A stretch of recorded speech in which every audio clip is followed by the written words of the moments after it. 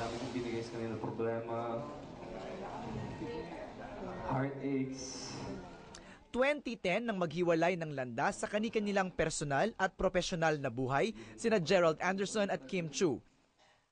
Sa pinagdaan ng heartbreak ni Kim, nakahanap siya ng kaibigan sa katauhan ni Maja Salvador. Naging malapit ang dalawa sa isa't isa at ngayon magkasama pa sa top-rating teleserye na Ina Kapatid Anak.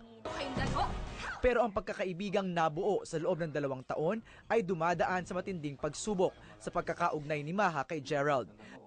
Pinabulaanan ni Maja na nag-date sila ni Gerald sa isang resort sa Albay pero hindi niya kinumpirma ang tunay na estado nila.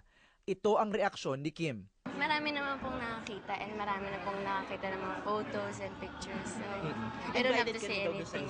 Nanghihinayang si Kim sa dinulot ng pangyayaring ito sa kanilang pagkakaibigan ni Maja.